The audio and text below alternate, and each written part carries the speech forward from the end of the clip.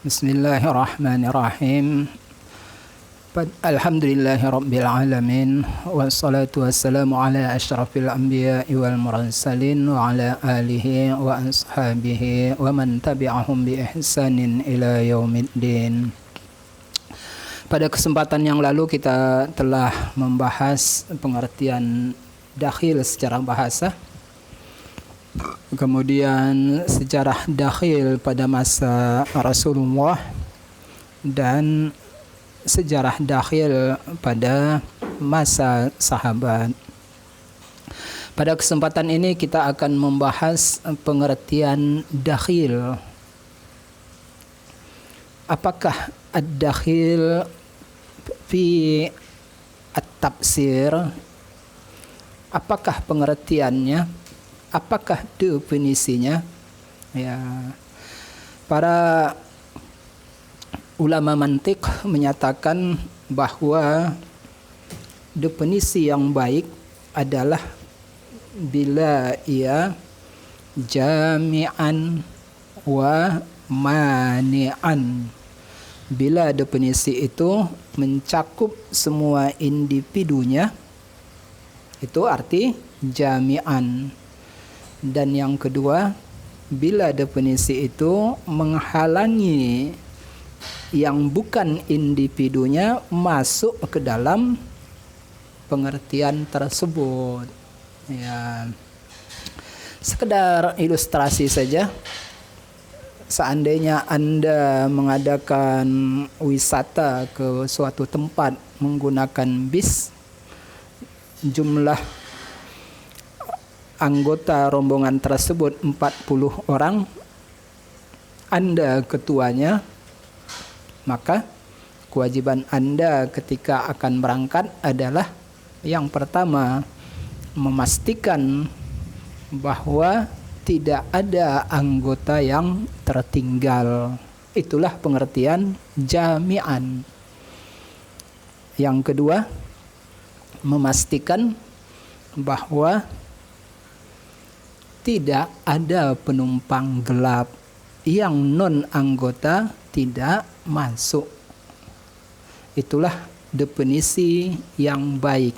Bila sebuah definisi jami'an mencakup segala anggotanya, segala individunya, wa mani'an mencegah, menghalangi yang non anggota masuk dalam definisi tersebut, maka definisi tersebut dinilai baik.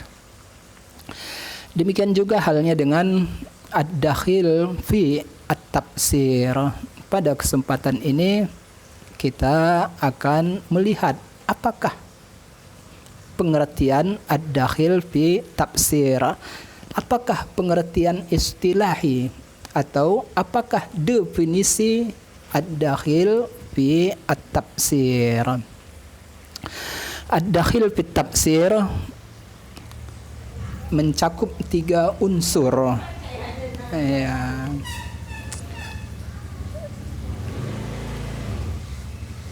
Unsur yang pertama adalah manukila minat tafsiri walam yasbut naqluhu. Ya. Kita lihat bahwa nukila itu adalah fi'il majhul. Setiap fi'il majhul artinya adalah isim maf'ul. Ya, kutiba artinya adalah maktub. Kutiba fi'il majhul tapi artinya isim maf'ul. Demikian juga dengan nukila. Nukila artinya manqul. Dalam kasus tafsir, manqul itu artinya maksur. Maksur itu ada 4. Al-Quran, hadis, pendapat sahabat, dan pendapat tabi'i. Inilah yang disebut dengan al-ma'sur. Ma isim mausul. Min terletak setelah isim mausul. Bila ada min terletak setelah isim mausul, min itu berfungsi sebagai penjelas, min bayaniyah. Karena min di sini adalah min bayaniyah, agar kita tidak kesulitan dalam memahaminya, ya, yang di belakang kita tarik ke depan. Kalau dalam menerjemahkannya. Kalau begitu, apakah maksud dari manukila minat tafsir? Bukankah arti nukila mankul dan mankul artinya maksur? Ya. Dengan demikian artinya adalah menafsirkan Al-Quran dengan al-maksur. Walam yasbut naqluhu, sedangkan al-maksur tersebut tidak sahih. Ya, kalau demikian unsur definisi ad-dakhil yang pertama adalah menafsirkan Al-Quran dengan al-maksur, sedangkan al-maksur tersebut tidak sahih. Nah, bila seorang mufassir ketika kita teliti menafsirkan sebuah ayat Al-Quran dengan hadis, lalu hadis tersebut kita teliti ternyata hadisnya dhaif, maka tafsirnya tersebut adalah dakhil. Mengapa dakhil? Karena dia menggunakan hadis dhaif. Kasus tafsir berbeda dengan kasus fikih. Kasus fikih boleh menggunakan hadis dhaif dalam kasus-kasus tertentu. Bila kaitannya dengan fadailul a'mal, tidak menetapkan hal yang prinsip dalam akidah, dalam hukum Islam, hanya berkaitan dengan fadailul a'mal, maka hadis tersebut dapat digunakan. Contohnya salat sunnah tasbih, tidak ada hadis yang sahih, hadisnya dhaif, tetapi hadis dhaif ini dapat digunakan menjadi dasar anjuran melaksanakan salat sunnah tasbih, karena salat sunnah tasbih adalah fadailul a'mal, berkaitan dengan keutamaan ibadah. Berbeda halnya dengan tafsir. Hadis dhaif tidak dapat digunakan. Ya. Apakah hadis dhaif? Hadis dhaif sebagaimana Anda telah pelajari di dalam ulumul hadis, hadis dhaif adalah hadis yang satu dari 5 syarat hadis sahih tidak dipenuhinya. Satu saja tidak terpenuhi sudah dhaif, apalagi 2, apalagi 3. Bila 5 ini terpenuhi, hadis tersebut hadis sahih. Apakah yang 5 itu? Ya, ma ittasala sanaduhu, sanadnya bersambung. Yang kedua, binaqli adlin, perawinya semuanya adil. Yang ketiga, dhabitin, semua perawinya tingkat kekuatan hafalannya baik. Dan yang keempat, wasalima min syudzuzin, tidak ada syadz, di matannya. Dan yang kelima adalah wa illatin qadihah, dan cacat yang jelas. Bila 5 hal ini terpenuhi, hadis tersebut sahih. Bila salah satu tidak terpenuhi, apalagi 2, 3, hadis tersebut dhaif. Bagaimana kasusnya dengan hadis hasan? Dalam disiplin ilmu ad-dakhil fit tafsir, hadis hasan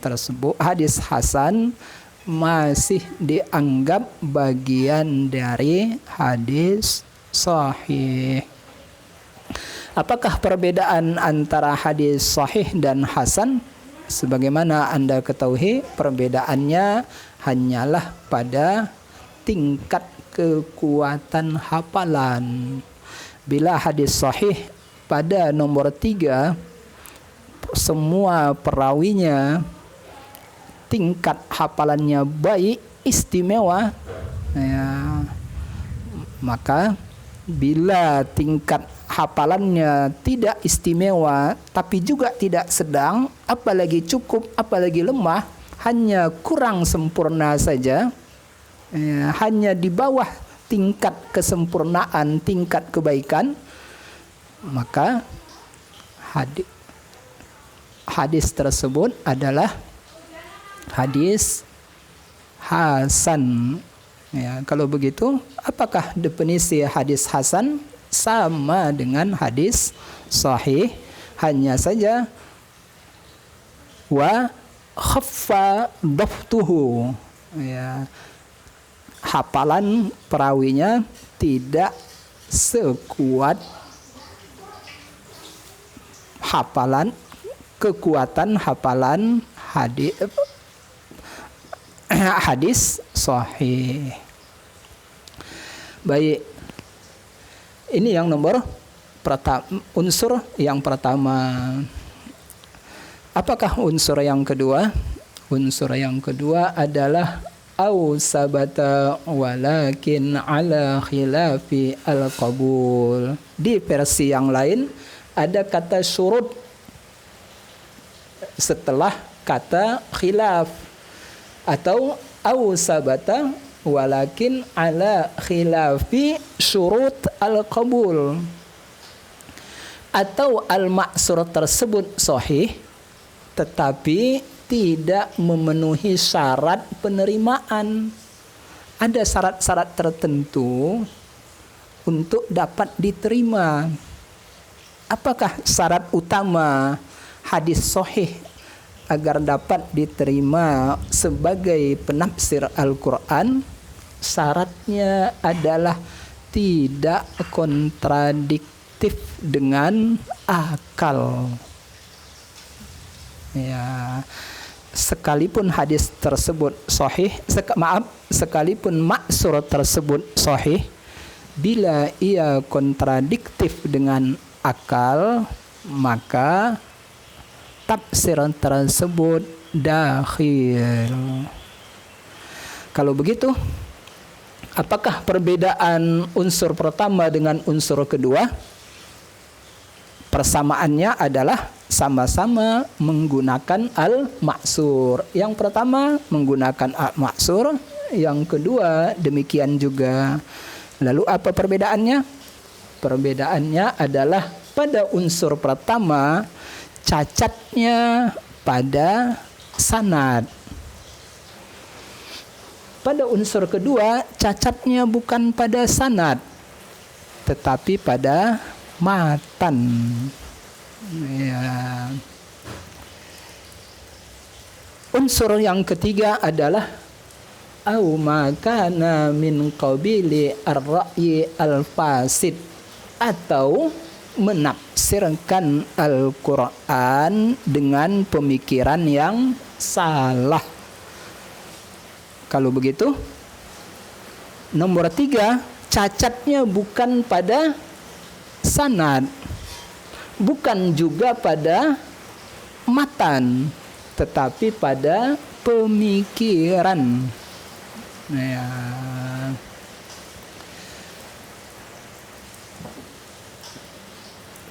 Apakah pemikiran yang salah itu?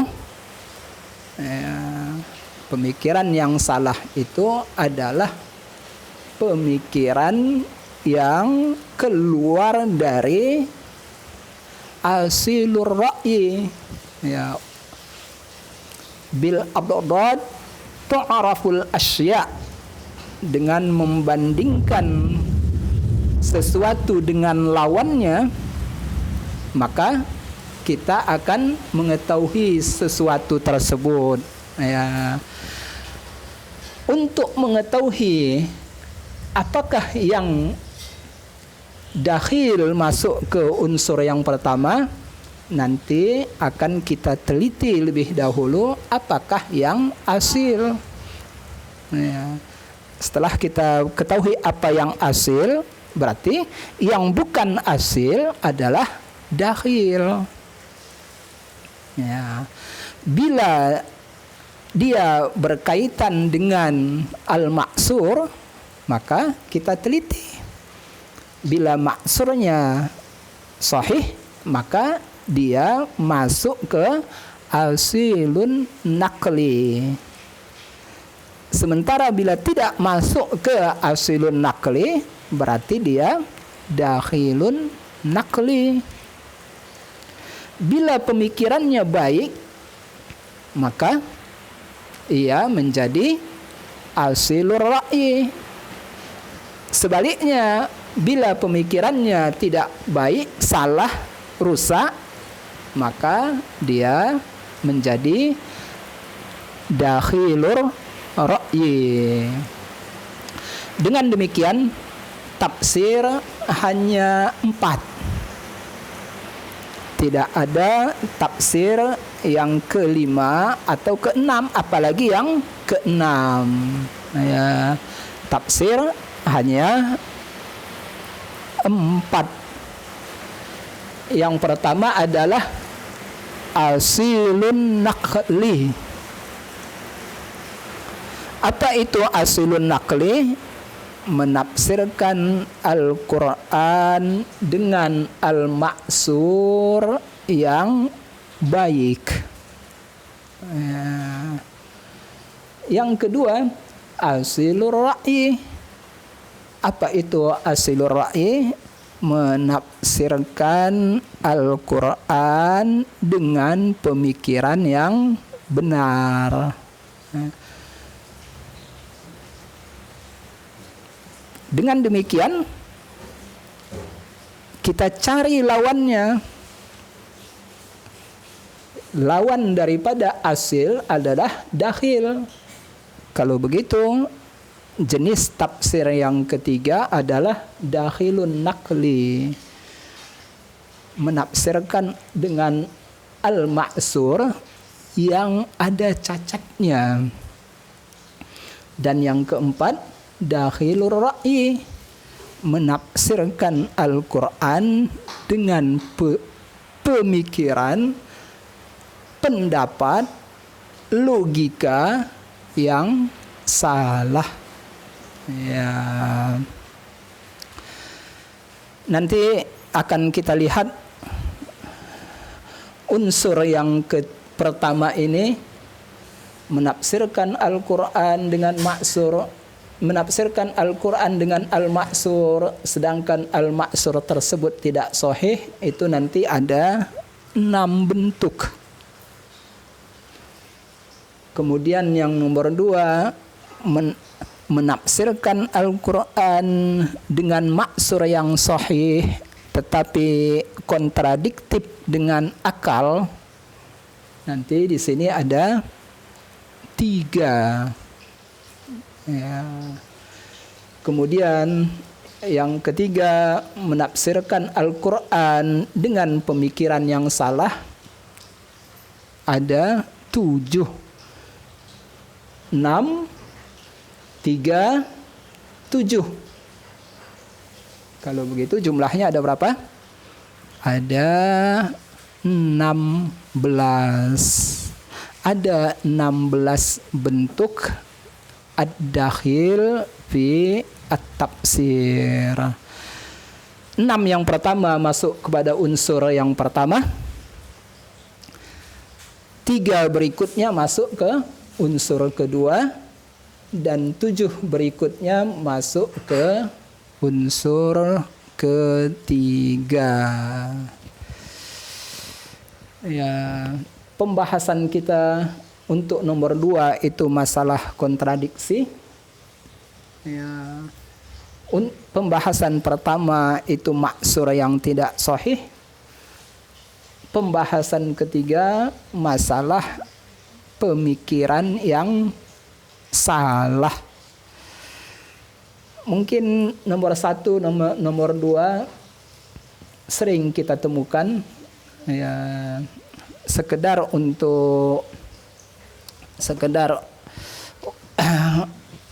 untuk memberi gambaran kepada Anda bagaimana bentuk pemikiran yang salah. Kita ambil contoh di surah At-Tahrim ayat 10.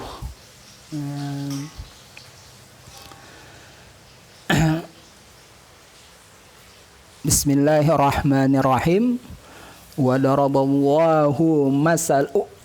Wadaraballahu masalan lillazina kafarum ra'ata nuhi wa ra'ata lut kanata tahta abdaini min ibadina salihain fakhanatahuma falam yughniya anhuma minallahi syai'a wa qila dukhulan nara ma'ad dakhilin.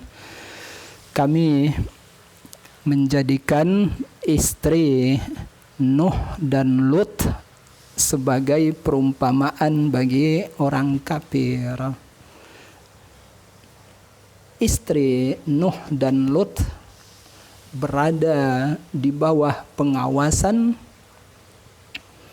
2 orang hamba kami yang soleh. Siapa itu? Nabi Nuh dan Nabi Lut. Fakhanatahuma, kedua perempuan tersebut berkhianat kepada kedua hamba kami yang soleh. Ada lafal fakhanatahuma, keduanya berkhianat terhadap suami mereka. Akibatnya bagaimana? Falam yughniya anhuma minallahi syai'a. 2 hamba kami yang soleh tersebut, 2 orang nabi tersebut tidak dapat memberi syafaat apapun kepada mereka. Wa qila dukhulan nara ma'ad dakhilin. Kami dikatakan kepada mereka, masuklah ke neraka bersama penghuni neraka yang lain. Ya. Sekalipun mereka berdua adalah istri Nabi, tidak bermanfaat bagi mereka. Ya. Istri Nabi saja masuk neraka bila mereka tidak beriman, apalagi yang bukan istri Nabi. Allah mengangkat istri Nuh dan Lut sebagai perumpamaan di surah Tahrim ayat 10. Nah, ada lafal fakhanatahuma, keduanya berkhianat kepada suami mereka. Bila lafal fakhanatahuma kita tafsirkan khianat dalam kehidupan rumah tangga, yaitu selingkuh, mereka berzina dengan orang lain, maka tafsir tersebut masuk ke nomor 3, dakhilur ra'yi. Ya, mengapa? Pengkhianatan yang mereka lakukan bukanlah pengkhianatan dalam rumah tangga. Ya. Perselingkuhan adalah pengkhianatan rumah tangga, pengkhianatan pernikahan, tapi bukan itu yang dimaksud dalam surah Tahrim ayat 10. Mengapa? Ya, karena zina adalah hal yang buruk menurut akal. Tanpa datang wahyu sekalipun, manusia dengan akal mereka akan berkata zina adalah perbuatan tercela. Ya.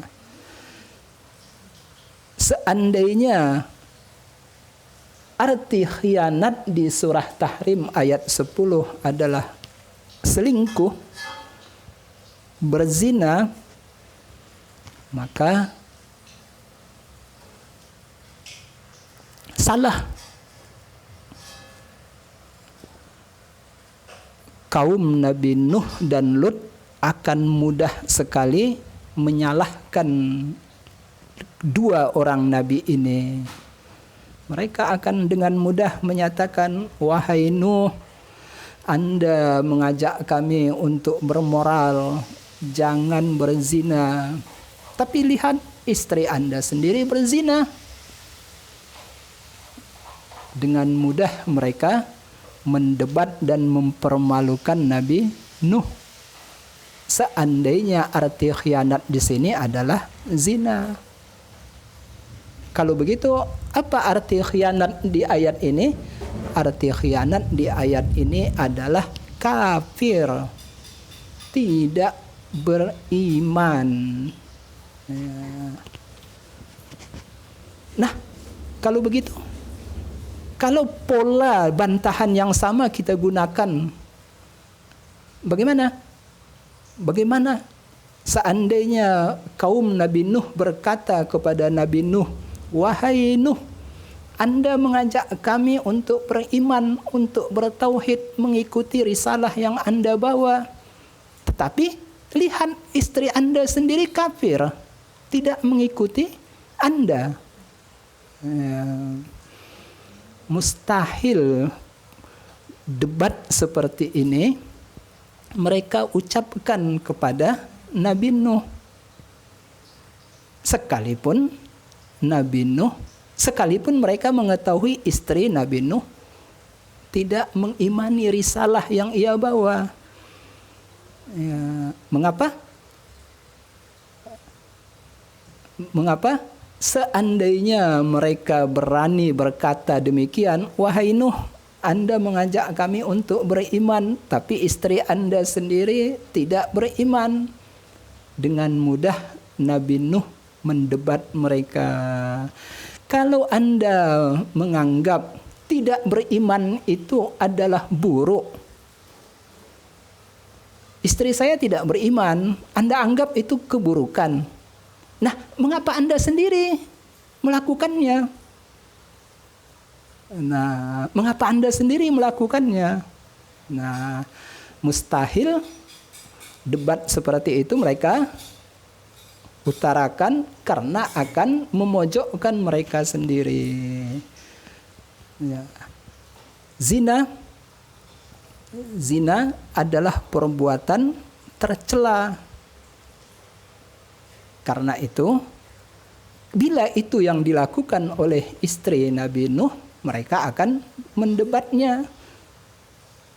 Mereka melihat itu, mereka berpendapat itu perbuatan tercela. Tetapi kekafiran menurut mereka bukan perbuatan tercela. Karena itu mereka melakukannya. Bila mereka mengkritik Nabi Nuh karena kekafiran istrinya, mereka berarti mempermalukan mereka sendiri. Ya, itu contoh, sekedar contoh bentuk pemikiran yang salah bila khianat itu diartikan dengan khianat dalam pernikahan, yaitu zina, selingkuh, dan yang lain sejenisnya. Ya,